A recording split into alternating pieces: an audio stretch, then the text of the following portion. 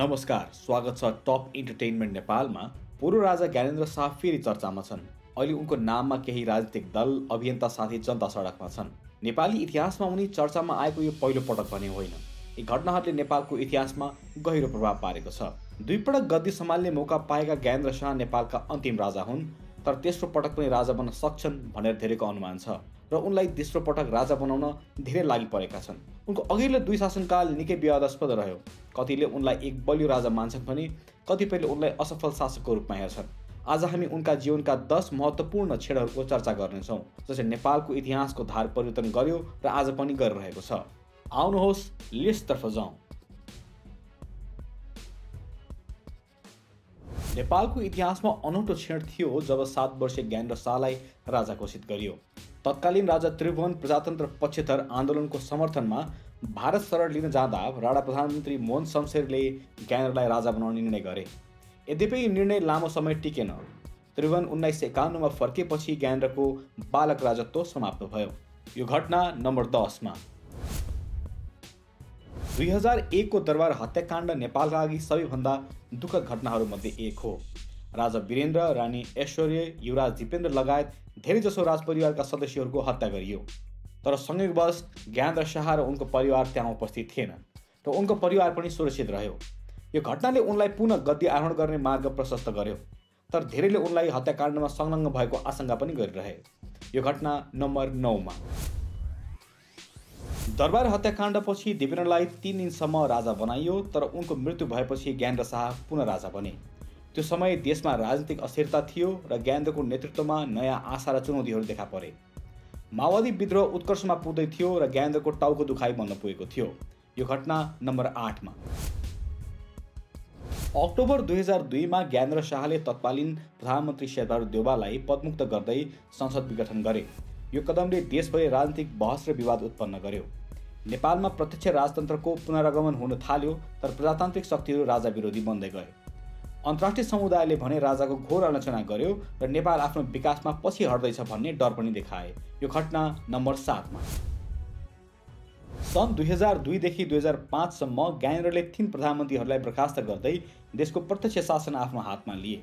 ती प्रधानमन्त्रीहरूमा लोकेन्द्र बहादुर चन्द, सूर्यबहादुर थापा र शेरबहादुर देउवा थिए।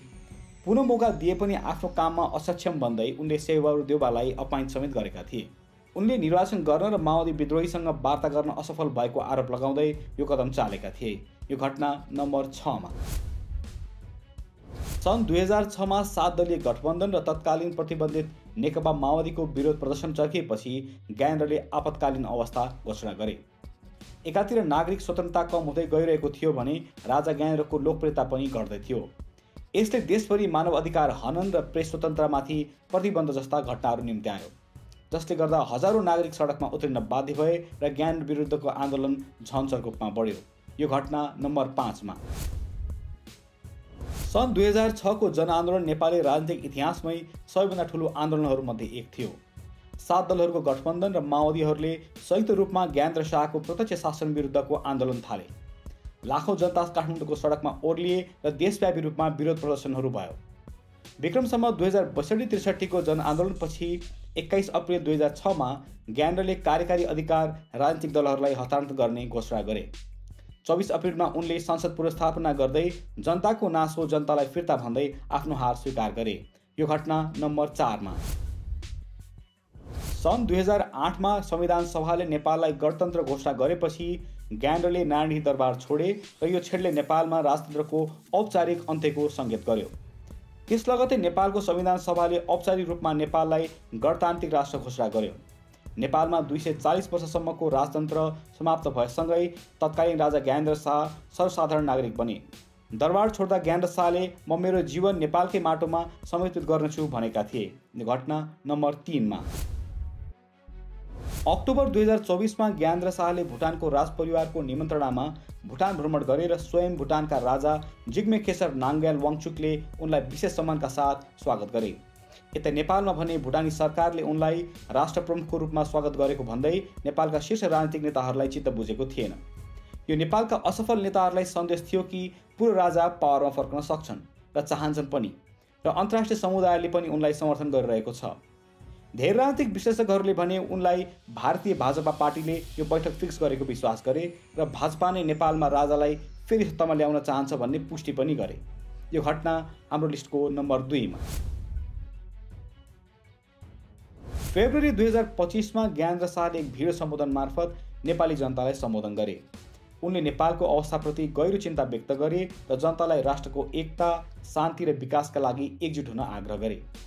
भिडियो सम्बोधनमा धेरै कुरा गरे पनि उनको मुख्य फोकस भने देशको अवस्था राम्रो छैन, अब हामी सबै मिलेर अगाडि बढ्नुपर्छ र अब मलाई साथ दिनुसम्म पनि भने। उनको यो अभिव्यक्तिपछि देशभर राज संस्थाको समर्थनमा प्रदर्शनहरू सब सशक्त बन्यो। काठमाडौँ, पोखरा, बुटोल, चितवन, झापा लगायत सहरमा ठूलो सङ्ख्यामा जनताहरू सडकमा उत्रिएको देखियो।